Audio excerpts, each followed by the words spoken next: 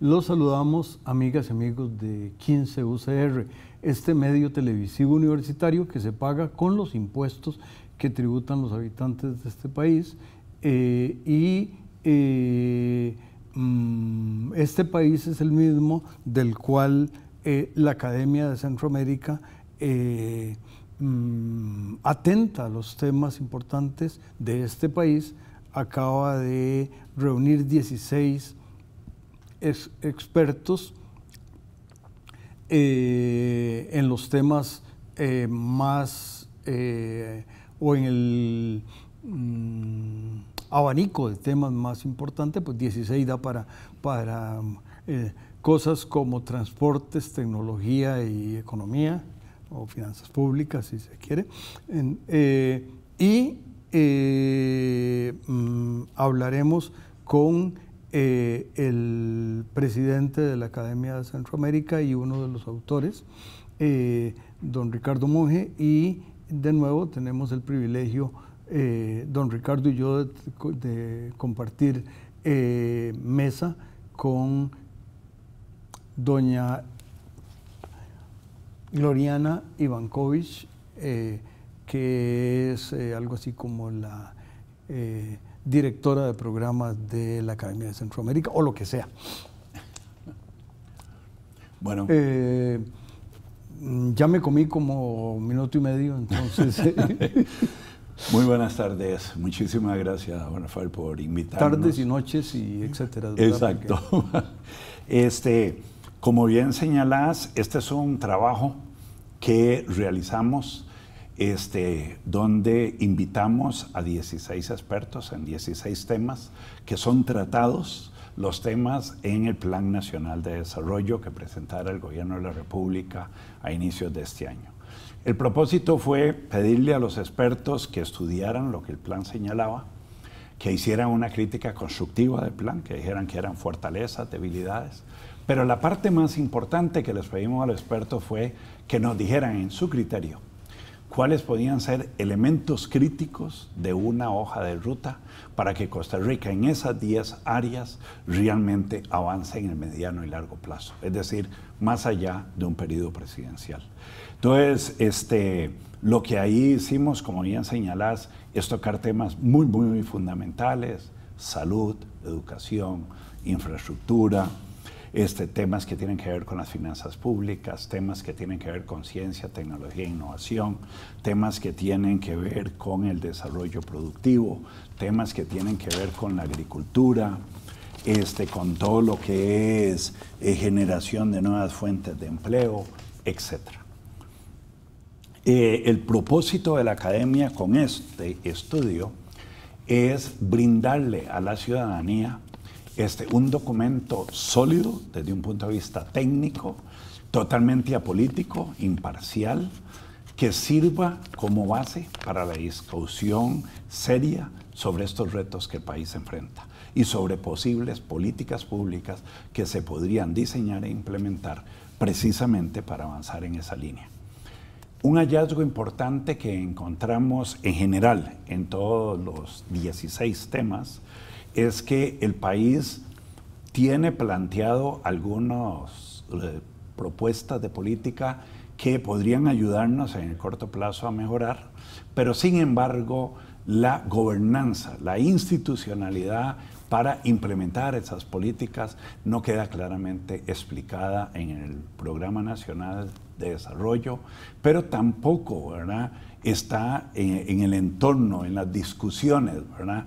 Y entonces se habla mucho de políticas económicas, sociales, etcétera, pero se nos olvida que tiene que haber un marco institucional donde hay personas que deberían ser responsables, no solo de diseñar esas políticas, sino de implementarlas. Entonces, encontramos una deficiencia muy, muy importante en términos de marco institucional, y ese es un aporte que hace el estudio. En cada una de las secciones, el experto señala puntualmente cuáles instituciones en el país deberían, ¿verdad?, velar por el desarrollo de esas políticas. Y me gustaría quizás que Gloriana complemente dónde lo hemos presentado, a quiénes se lo hemos entregado y bueno, ¿qué seguimos haciendo con esto? Por favor, Gloriana. Bueno, muy buenas tardes y noches. Y noches. Y días. Y días también, porque el programa pasa en horarios... Ok, y muchísimas gracias por la invitación. Bueno, como comentaba don Ricardo, efectivamente son 16 temas basados en el Plan Nacional de Desarrollo de Inversión Pública. Y precisamente, bueno, el lanzamiento oficial de este documento se hizo en la Asamblea Legislativa a final de septiembre, en coordinación o en colaboración con el despacho de don Rodrigo Arias. También participó don Jorge Vargas Cuyel del Estado de la Nación, quien hizo un comentario final, digamos, relacionado al documento. La idea de nosotros es darle la mayor divulgación posible. Estamos totalmente abiertos y disponibles a presentarlo tanto de manera conjunta, o sea, porque finalmente es un grupo integral de políticas y recomendaciones para mejorar el bienestar de los costarricenses, o bien según el interés de distintos grupos, como mencionaba, puede ser que sea el tema de infraestructura, el tema de educación, mercado laboral, en grupos que le interesen, que estén interesados en estos temas de manera individual también. Lo distribuimos a los diputados, ministros, patrocinadores de la Academia de Centroamérica, en cámaras y también, bueno, en este momento zonas francas, y en realidad, pues, como parte de los objetivos de la Academia es, como mencionaba don Ricardo, aportar a la discusión pública y dar información robusta y fundamentada para generar una mejor discusión. El documento está disponible en la página web de la Academia de Centroamérica y la gente lo puede descargar desde ahí. Por cierto, como yo soy un anciano, pues las cosas que yo leí pues tienen que ver un poco con cosas escritas el siglo pasado, naturalmente, y una de las cosas que a veces en el ámbito de planificación o monetario y leyendo a mi maestro don Eduardo Lizano, aparece un poco el tema de instrumentos y objetivos, Tinbergen, por supuesto. Yo me acuerdo que una vez había un Plan Nacional de Desarrollo que tenía, creo que, 1000 objetivos o algo así. ¿Hay algo de eso en este? ¿O los 16 autores encontraron algo de eso? Porque me preocupa. Bueno, y ahí en realidad tal vez, y citando también a don Eduardo, lo que él dice, el que mucho abarca, poco aprieta. Entonces, que efectivamente uno tiene que tener bien identificadas las prioridades. Y también cabe, me parece, el dicho de que lo importante no le quite tiempo, o lo urgente no le quite tiempo a lo importante. Entonces, sí recuerdo, digamos, tal vez en la presentación, don Jorge Vargas me parece que dijo que echándose para atrás y revisando el Plan Nacional de Desarrollo, no sé si fue de don Luis Alberto Monge, que en realidad no había cambiado mucho. Y ciertamente, pues parte de lo que demanda y de lo que recomiendan algunos de los autores es que en muchos casos son como metas cuantitativas muy puntuales, pero que carece de una visión tal vez más de largo plazo y más integral del país. Y además de eso, otro tema importante, señalando... ese tema importante, don Ricardo, lo abordará usted en el siguiente segmento. Okay, muy bien.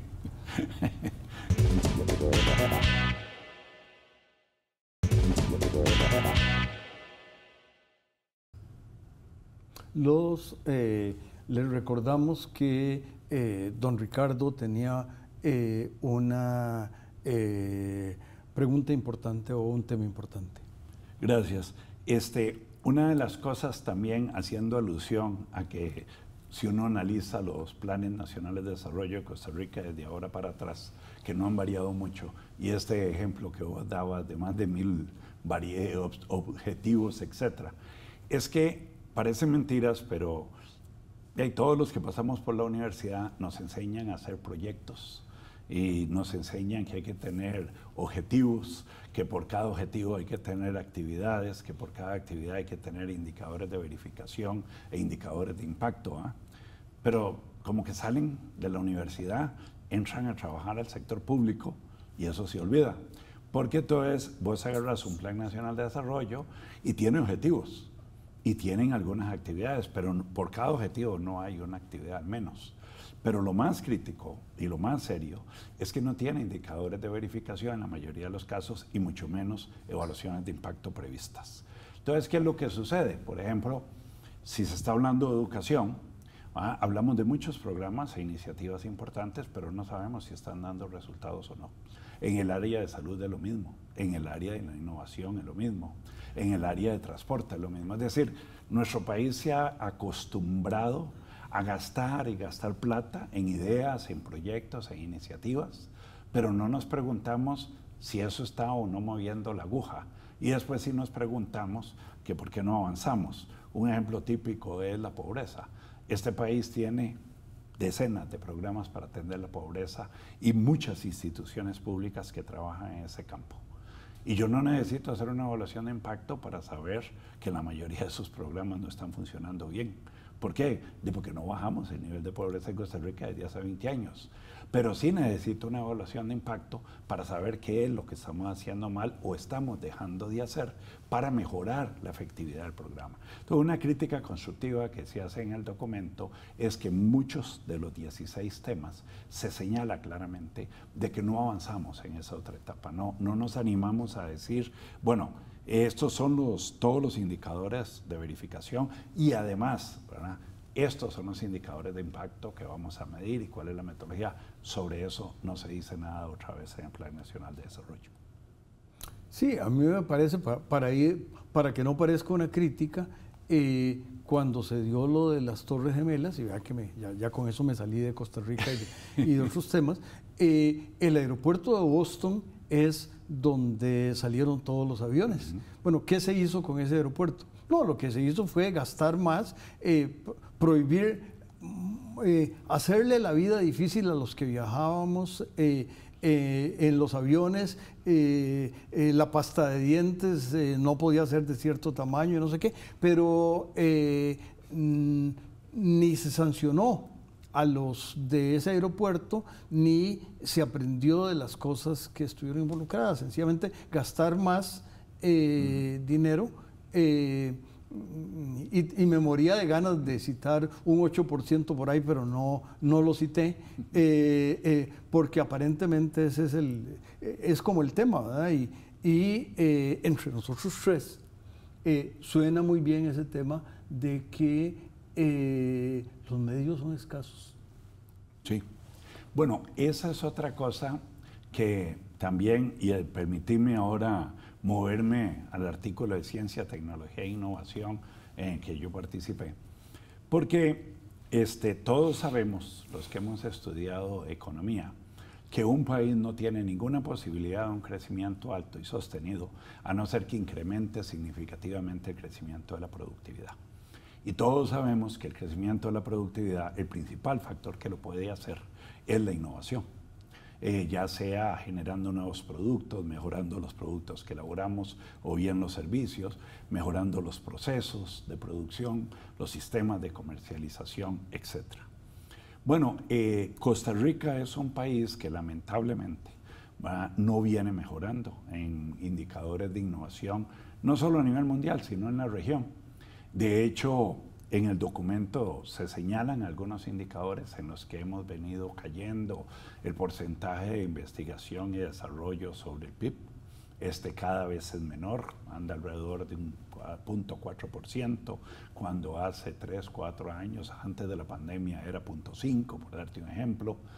¿Y qué es lo que sucede? Que en muchas de estas áreas de ciencia, tecnología e innovación, creo yo que hay dos temas fundamentales. Hay uno como que pareciera que mucha gente no comprende la trascendencia que eso tiene y creen que esto es algo de científico de la universidad. Y no.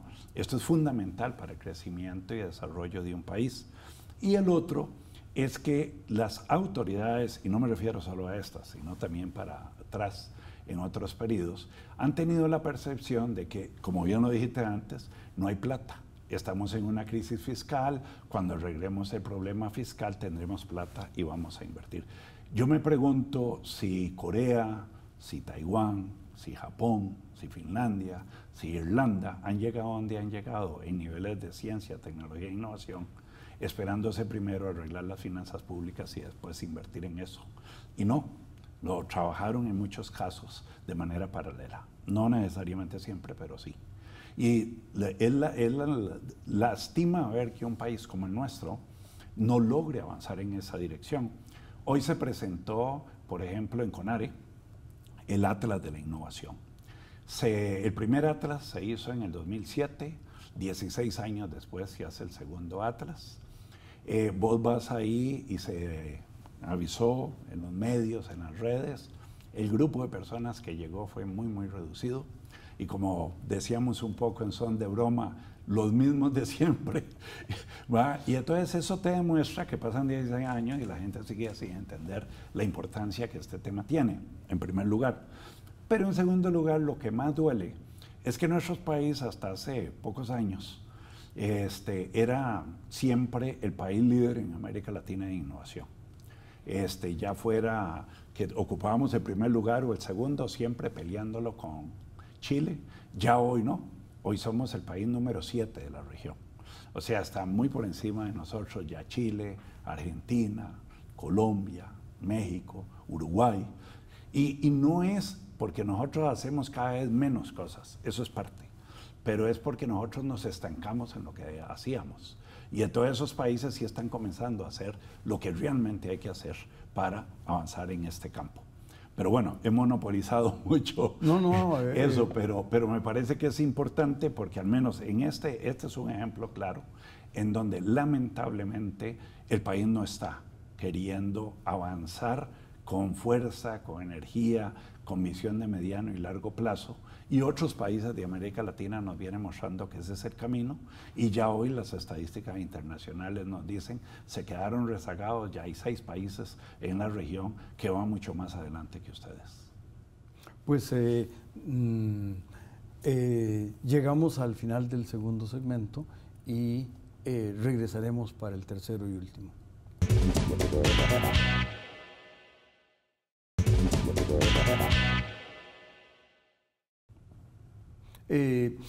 Continuamos en el tercero y último segmento. Tal vez, si le parece, doña Gloriana, ¿qué se ha aprendido de este proceso y qué les gustaría a ustedes que hiciera el país? No, quizás tal vez resaltar el hecho de que este únicamente es un documento que sirva como base a la discusión, como una ruta, una hoja de ruta inicial. Muchos de los temas que se plantean acá pues cambian en el tiempo y demandan acciones que se ajusten conforme pase, digamos, la coyuntura. Hay otros temas más estructurales de larga data, algunas brechas se han ampliado, en otras ha habido pequeñas mejoras, en otras no. Pero básicamente, digamos, la idea es complementar lo que ya había y aportar en esa línea. Una de las cosas que yo creo que también vale la pena resaltar es lo que mencionaba don Ricardo, de no limitarse a objetivos de corto plazo, sino en paralelo, tener una visión más de mediano y largo plazo en temas tan importantes, por ejemplo, como la educación, el sistema de salud pública, de alguna manera hasta el mismo tema de finanzas públicas, la infraestructura, que ha sido una variable de ajuste por tantos años. Ahí inclusive hay algunos temas novedosos que aportan algunos de los analistas En infraestructura, por ejemplo, se señala la importancia de utilizar esquemas diferentes a los que hoy hacemos a la hora de dar en concesión, por ejemplo, una obra. Y entonces se habla de, creo que así lo llama el autor, el reciclaje de los activos estatales, ¿verdad? Y cosas por el estilo. Hay un tema también que me parece a mí fundamental ahora que las autoridades están tan ceñidas, y yo aplaudo el esfuerzo que ellos tratan de hacer de corregir el problema fiscal que este país ha traído por muchos años. Pero el autor que aborda ese tema llama la atención y dice, cuidado, no se trata de poner las finanzas públicas en orden per se, se trata de ponerlas en orden per se sin descuidar, ¿verdad?, la forma en que como hay que hacer esos ajustes. No se trata de cortar por parejo todos los programas, ¿verdad?, y decir vamos a cortar aquí un 10%, el 10% de todos. De todo, porque tienen que haber prioridades en el gasto y puede ser que hayan cosas que, si bien suena interesante que cortarles el presupuesto, no conviene hacerlo, mientras que en otras podríamos cortar aún más porque el país lo aguanta, ¿verdad? Entonces, creo que esa llamada de atención de ser estratégico en la forma en que los recursos deben manejarse de parte del Estado, creo que es algo muy, muy importante que no se está discutiendo en este momento. Se sigue discutiendo que si ya llegamos al 60% de la deuda respecto al PIB, etcétera, ¿verdad? Lo cual es muy importante, por supuesto, pero no estamos viendo, ¿verdad?, los costos en que podemos estar incurriendo socialmente por simple y llanamente no estar invirtiendo los recursos en las áreas donde hay que invertirlas y por creer que con un corte casi que transversal en todas las actividades vamos a aplaudir cuando las finanzas estén relativamente corregidas. Ahora, déjame hacer un poquito de contra a esa posición. Me parece que en los 18 meses o algo así que duró doña Rocío Aguilar de ministro, hizo contribuciones muy importantes y una de ellas es precisamente el 60%. Si se pasa el 60%, no se pasa más y ustedes, cada uno, ve a ver cómo, doña Gloriana, usted va a ver qué hace, don Ricardo, usted va a ver qué hace, pero no llega más que tanto. Yo creo que eso ha sido útil de alguna manera. ¿Qué tan útil? Depende de la institución y depende del problema que la institución toca. Pero tal vez ahí, por lo menos, yo tengo gran admiración por doña Rocío y creo que se nota. Los límites son muy importantes. La observación que se hacía era que para llegar a esos límites, ¿verdad?, lamentablemente, hasta donde lo manifiesta el autor en ese artículo, no es lo que cada uno de los encargados de cada una de las áreas, cada ministro, cada presidente ejecutivo, sugiere que puede hacer, sino que pareciera, al analizarse el presupuesto de la República, que en realidad es un corte transversal en un monto específico.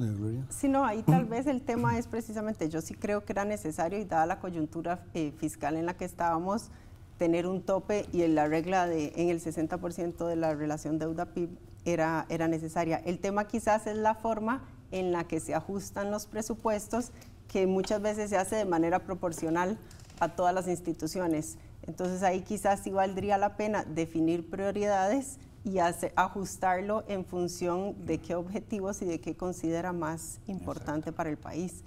Y ahí también tiene que ver lo que usted mencionaba antes, de tener un gasto más eficiente de los recursos. O sea, no solamente reducirlo, sino pues hacerlo más eficiente y definir prioridades. Una cosa que se nos ha olvidado señalar también como objetivo que tuvimos cuando vimos este documento, es que si bien esto habla del Plan Nacional de Desarrollo, ¿verdad?, y uno tiende a pensar en el gobierno central, aquí hay mucho material que es muy, muy rico para el análisis de los futuros alcaldes. O sea, que los gobiernos locales se pregunten, ¿qué puedo hacer yo en materia de infraestructura? ¿Qué puedo hacer yo en materia de ciencia y tecnología?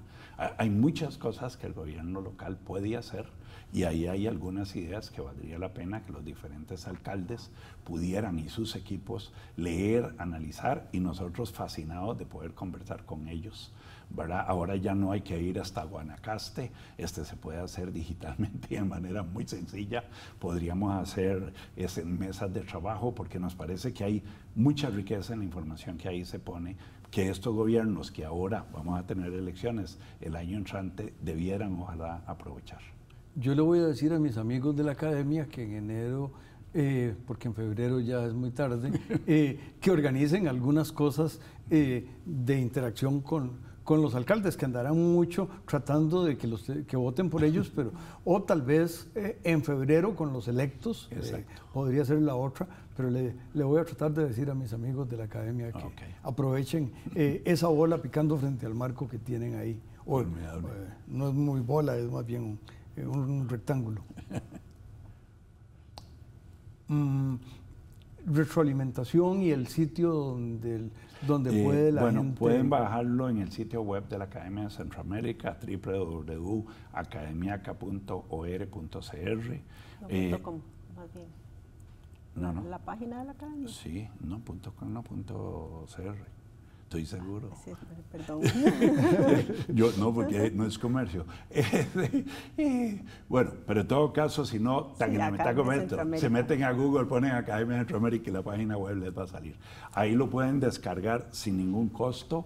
También tenemos algunos cuantos ejemplares todavía disponibles en la academia. Si quieren pasar a nuestras oficinas en Zapote a recoger un ejemplar, con muchísimo gusto también se los podemos dar, ¿verdad? Pero una vez más quisiéramos instar a que ojalá mucho costarricenses, no solo los que están en la función pública, sector privado, sociedad civil, academia, se aboguen a leer estos documentos y a pensar críticamente cuál es la Costa Rica que los costarricenses queremos para futuro y hasta dónde las ideas que aquí se exponen creen ellos que valen la pena de ser implementadas. Pues a las amigas y amigos los invitamos a que se mantengan con los excelentes programas de 15 UCR y a ustedes los felicitamos porque de nuevo están en las cosas importantes. Cuídense mucho. Muchas gracias. Igualmente.